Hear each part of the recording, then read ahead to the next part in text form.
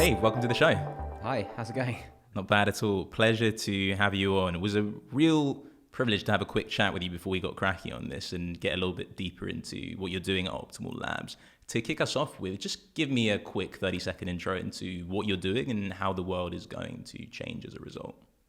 Yeah, I mean, I guess the mission of the company is to increase the availability of safer, healthier food by deploying AI-controlled greenhouses outside every city on Earth. That's a fairly sort of unambitious mission. And really, you know, our view is that sort of starting around 60 years ago, there was this big kind of green revolution where sort of ever since then, this kind of combination of new like lab-made fertilizers, genetic engineering and all this kind of thing has been increasing food yields and kind of saving us really from starvation. It's a kind of rapidly growing population that we've had. But, you know, at the expense of food quality and sort of also severely constraining our resources such as water and this kind of thing. So really what we want to do is sort of enable the population to grow from here, but while sort of reversing this downwards trend on food quality. And we see that, you know, growing in controlled indoor environments is one of the big ways to do that. And so how will what you're developing change the way that the world consumes food in sort of in a practical sense? I mean, we spoke before about, you know, the implications on yields and, you know, consumption patterns, et cetera, et cetera. In a very tangible way, what would it look like for someone living in an urban environment? How would their life be different? How would the quality of the produce that they're eating be different? Yeah. Well, you know, in terms of food quality, I mean, you're right in talking about an urban environment. You know, we're getting an increased amount of urbanization, and that's likely to continue. Majority of people moving away from rural areas into urban areas. And, you know, the majority of urban locations around the world are poor for growing crops generally. Either they're kind of in very hot climates or cold climates, or you know, and certainly with increased climate change and this kind of thing, climate conditions become more variable, and it's sort of cities tend not to be in locations that are good for growing. And so what this means really is that crops tend to be grown a long distance away from where they're consumed. And what that means is that crops are really grown for transportability right now. So, you know, if you're growing a tomato in a field in the south of Spain or Mexico or something like this, it often has to be transported, you know, literally thousands of miles before it's eventually consumed, especially in places like North America. And so what this means is you end up with basically a sort of produce which where the nutritional quality of produce has been sacrificed. You know, on top of this, a lot of pesticides tend to be used to grow that produce. It's only available certain times of the year and this kind of thing.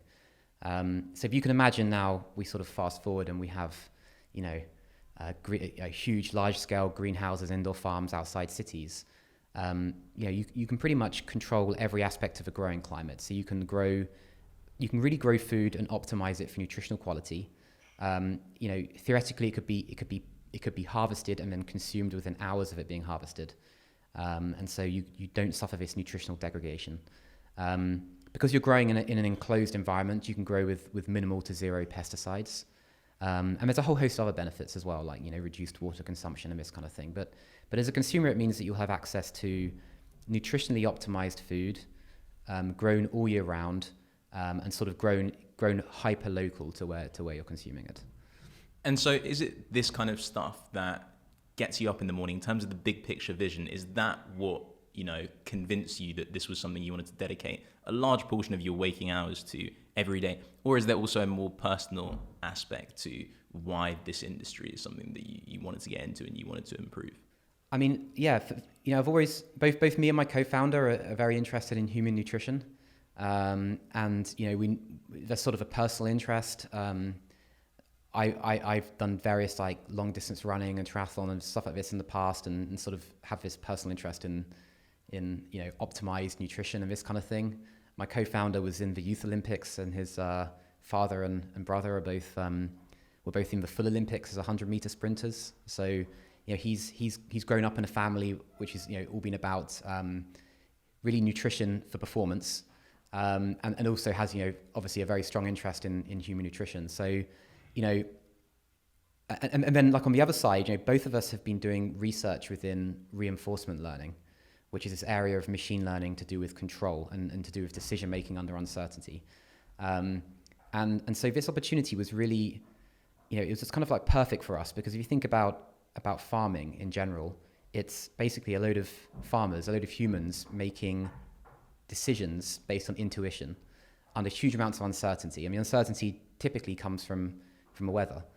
And so, here was an opportunity to basically assist farmers to make better decisions based on like data-driven decisions, based on some of the latest research in reinforcement learning, and with that improve human nutrition. So like this is cool. Like, this is why we're doing it. Sure, I want to come back to this sort of data-driven approach to the industry, which, as we were chatting about before, is something that has been surprisingly lacking for a long time in sort of your experience, seeing what the current state is versus where you want to get to. Before we go into that, though, let's just kind of take a step back and go back to the beginning of your career, and how you were thinking about what you wanted to do. You were working in banking. You were running, towards the end of that stint, a team, a quantitative team at Deutsche Bank, if I'm not mistaken. How were you thinking about your career back then, and what was nudging you towards doing something different? Yeah, it's funny because when I was a kid, I used to get told by people, there's no such thing as a kind of straightforward, like linear career, and everyone has, switches and this kind of thing, U-turns. And I sort of dismissed all that. And now when I sort of compare what I've been doing compared to some of my peers, I realize I've had probably the most variable career out of all of them.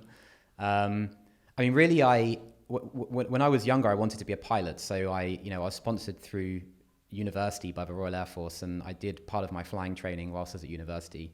And that was my childhood dream. And then, towards the end of my degree, I sort of realized what it meant to actually be in the Air Force. And it wasn't as glamorous as Top Gun, which is, what I was hoping it would be like. So in the end, on balance, I decided that it wouldn't be right for me. So I sort of made this last minute decision to go into banking. And I was very fortunate because I was put onto the algorithmic trading desk, and algorithmic trading was just really starting as a thing in European equities trading. And I think I was probably the first graduate to be hired onto an algorithmic trading desk. And I just kind of grew with that. So, I have this like very fortunate kind of right place, right time career within banking. Since I was a kid, I've been programming computers, and I was, I think, the only trader on the trading floor who sort of knew how computers like really worked. And so I was able to bridge a gap between technology and sort of human decisions within trading. And so I ended up, like a very young age, running the algorithmic trading desk at Deutsche Bank. I did that for a few years. And then I think it wasn't a particularly hard decision. So, after doing that for 7 years, I think, most of trading had become automated. So when I started in trading, I think something like 30% of all trades were executed by machine, and 70% were executed just manually by people. And by the time I left Deutsche Bank, we had managed to automate pretty much all the trading volume. So something like 99.5% of all the trades within Deutsche Bank were executed by our systems that sort of my team had developed. And so we were ending up, our servers were trading something around 5% of the European stock market every day, and it just kind of shows you the power of machines, like a small team of 10 people can sort of control or at least trade 5% of the European stock market each day. But at that point, there's not much room to go from 99.5% to 100%. So I knew I had to leave. And so I left, and then I sort of went through this very sort of up and down kind of journey of entrepreneurship, where I was, failing a lot, working on the wrong ideas with some really good people. And eventually I ended up with Optimal and doing what I'm doing today, which seems to be going well. So talk to me about the decision to join EF in the first place, because you're one of the rare sort of candidates or cohort members who's actually done EF twice. Yeah. So what was the factor that pushed you towards applying to EF first time round? And how do you sort of remember that, the initial experience on your first cohort, which was EF4? Yeah, I mean, I remember kind of looking at Y Combinator, and, you know, part of the application procedure was you had to say, you know, who you're working with as a co-founder, and, you know, you had to tell them about the relationship that you and your co-founder have had and like how long you've been working on things together. And there was always something a bit irritating about that, because in the UK, we just don't have this, or we didn't have this kind of natural startup ecosystem where you could meet co-founders. And I sort of was thinking about this a lot, and, you know, back then, you know, Google, Facebook, these kind of companies weren't that big in Europe. So, you know, in the US, you could go and work for Google. You'd be surrounded by all these very smart people who are kind of interested in technology. And on the side, you could kind of work on side projects. And it's kind of like a natural, organic way to kind of think of startup ideas and then to sort of leave and do your own thing. But in the UK, you know, like most of the people I know who did engineering and other sort of technical subjects, you know, their goal was to go and join finance. You know, it wasn't to start companies. And it just wasn't really a thing. Doing startups in the UK wasn't a thing. And so we didn't have this natural way for people to meet. And I was thinking about that quite a lot. And then sort of I got introduced to Matt Clifford through a friend of mine. And he'd obviously also been thinking about the same thing. And so he told me about EF, and it just seemed like a great fit. So I sort of joined, not really knowing, you know, what I was going to be working on, other than this seems like a really good place to meet other people who are also looking for co-founders and looking to start companies. So that was the reason why I joined the first EF cohort. And when you look back on that experience, obviously it turned out that a company didn't come out of that, or at least not a company that you continued. What did you most learn from the experience? And kind of, did you also consciously try and apply some of those lessons when you came back second time round on EF7? Yeah, big style. I think, you know, when I first went into, when I joined EF4, I knew I wanted to start a technology company. But now looking back on it, I realized that saying you want to be a technology entrepreneur is a bit like saying you want to be an author. You know, it's not enough. It's not specific enough. It's, you know, what is entrepreneurship? You know, technology entrepreneurship. It's all about, you know, basically creating new tools that you're gonna sell to kind of satisfy some unmet demand or some need or something. It's, you know, you think about the definition, it's extremely broad. And if you think about technology companies, they're also extremely broad. You know, on the one hand, you have kind of operational intensive companies like Deliveroo, and on the other hand, you have, you know, deep, you know, biotechnology companies, AI companies, and this kind of thing. And you can see that although these are both technology startups, these are very different kinds of startups. And so when I joined EF4, I hadn't really, you know, given much thought to that. I think my thinking was sort of still quite basic.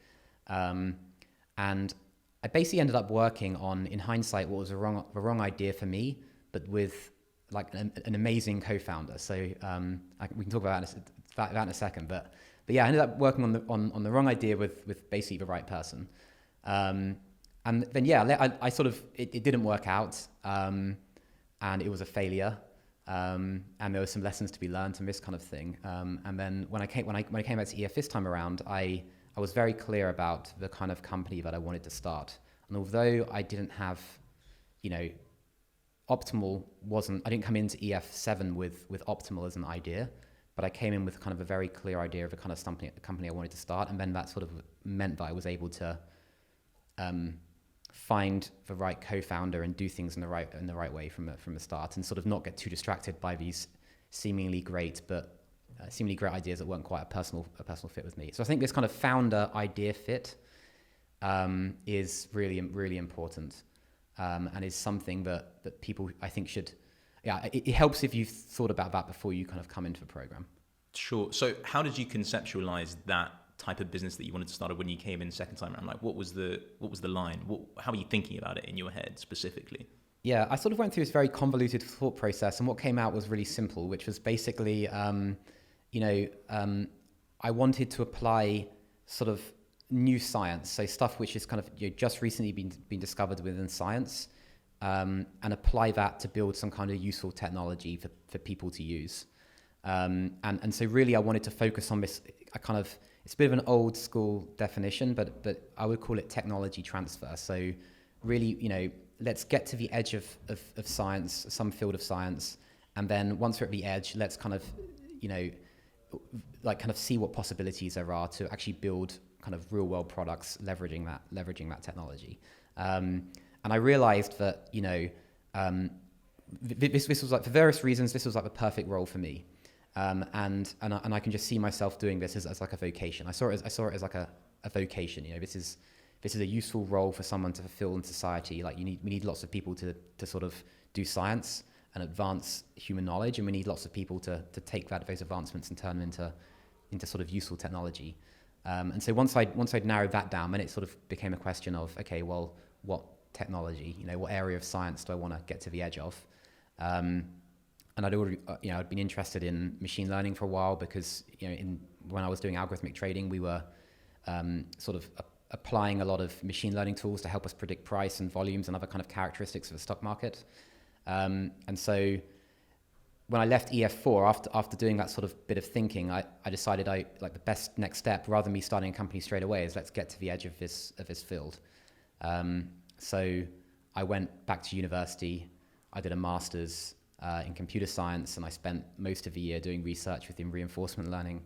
And the gamble kind of paid off. Once you get to the edge, you do see possibilities. And then that's why I joined EF again and then started Optimal. How deliberate was this process then that you embarked on after EF4 of reflecting on what you learned and then going into this specific field and then looking in a specific area after that? How strategic was it?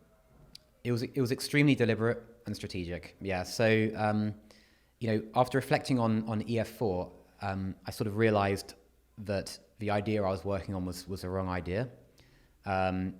And what I really wanted to work on was stuff, this kind of technology transfer thing where you take stuff that's on the edge of science and, kind of new discoveries in science and then see how you can use that kind of new knowledge to build useful technology and really build a company, build products which are on the edge of technical possibility and where the risk is in the technology.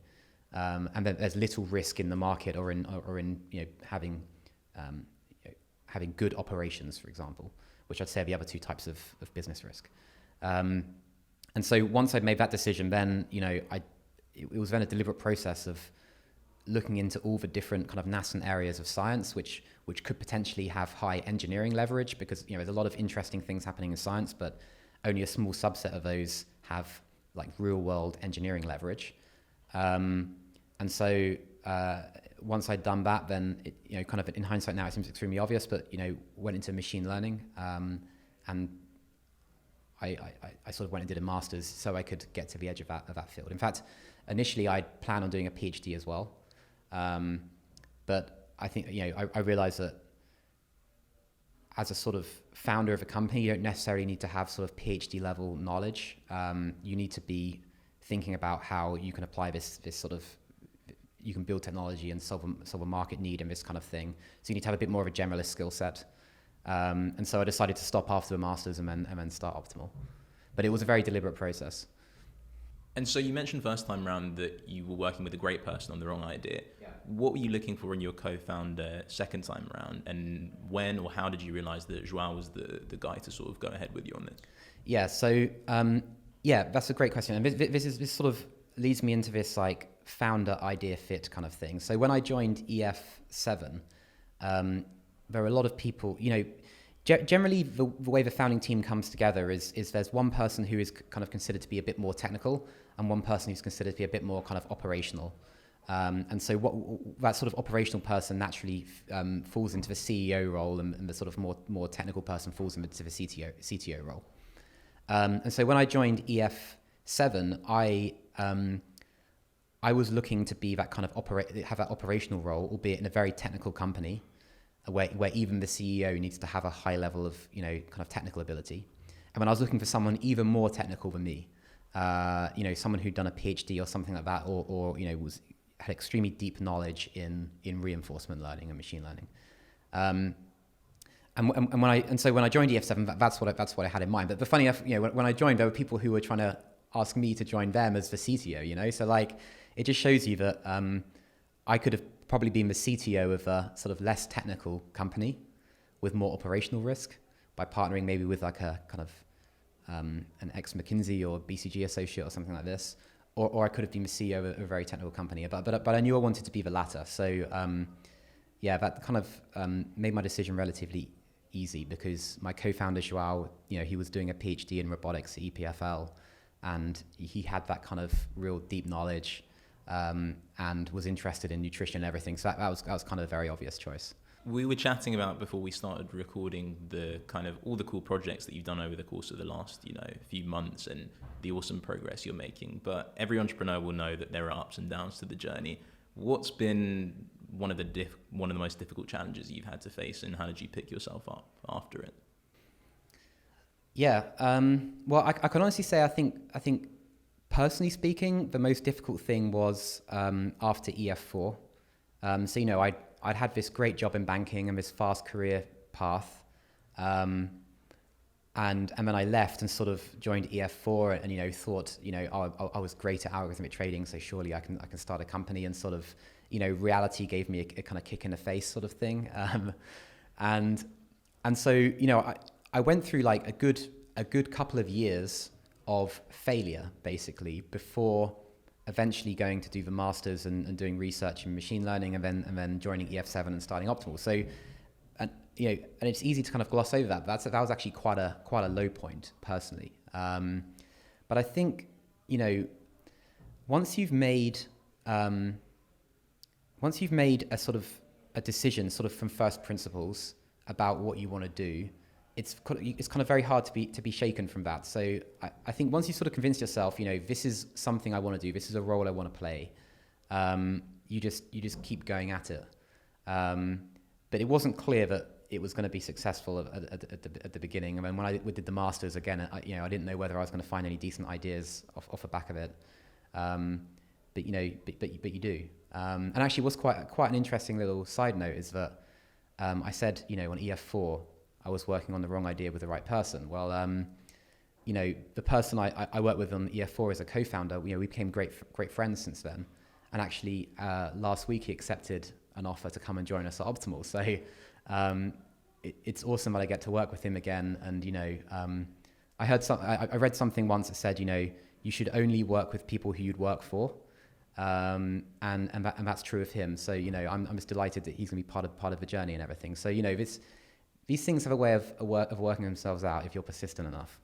How are you now thinking about the hiring process as well? Because you mentioned one of the challenges you're currently facing is trying to get more people on board. Is that sort of a heuristic that you're using of, would you work with this person when bringing them on board? How are you approaching the process? What kinds of things are in mind now? Yeah, we're sort of we have this very strong view that the best people for the job are not necessarily people with the these kind of formal academic credentials, and so we're hiring reinforcement learning engineers, machine learning engineers, software engineers, and we have a very sort of our process is sort of very, very skills based, and we're evaluating people based on their skills and their cultural fit, and we're sort of testing them, so to speak, as part of the interview process. I guess the right word is merit-based, and we're trying not to look too much at which universities they went to and what marks they got academically, because in a startup environment, no one, in academia, someone gives you the work, someone says, here's a problem, go and solve it. In a startup environment, you have to figure out the problem and then you have to solve it, and sort of figuring out the right problem to solve is actually harder than solving it often. So figuring out, making sure you're working on the right thing. And so, often there's just because you're good in academia doesn't mean you're necessarily good in startups. And so we're trying to take this kind of merit-based approach and sort of evaluate people based on what they can do rather than what sort of credentials they have on their CVs. Sure. I'd love to spend more time going into more detail as to the awesome stuff that you're doing, but in the interests of time, I know you've got to run soon. Let's finish up with a little bit of a reflection on the experience for you personally. So what have you most learned about yourself over the course of this journey, from leaving Deutsche and starting a company in EF4 and then having to make adjustments, starting Optimal, and obviously now the great progress that you're making? What have you most learned personally through the experience? I think, starting a startup it's a lot about the search for truth. You're trying to build a product, and the market will decide whether it's any good or not. So it doesn't matter what your assumptions are. All that matters is what your customers say. And so this kind of search for truth is important, and that goes for the market, but as well as for yourself. So I think it's important to not have too many assumptions about what you're going to be good at. I've got this quite technical background. I've done a computer science degree and this kind of thing. But actually at Optimal, I'm sort of doing more of like the sales role and operational role and this kind of thing. And I've actually found that I'm good at it and I enjoy it. And it's something I didn't think that I would be doing going into it, but I'm kind of just embracing it and running with it. And actually I'm letting, other people, I'm sort of bringing in other people, and my co-founders doing, they're doing the technical stuff. So I think it's just being kind of radically open-minded, and sort of, even with yourself, just kind of try not to fight yourself too much. Like if you find that you're naturally drawn to some particular area of a business, then you should just kind of go with that, and you should hire in great people to do the other things and sort of trust them to do that job. So I'd say, that's the biggest thing I've learned. I'm sort of becoming more of this kind of operational kind of person rather than the technical person I thought I'd be, and that's great. Great. Well, I think, that aspect of developing self-awareness is something that so many entrepreneurs say is critical to success. I think it's a great note to end on. Dave, thanks so much for coming on the show. It was a pleasure chatting to you. Thanks very much.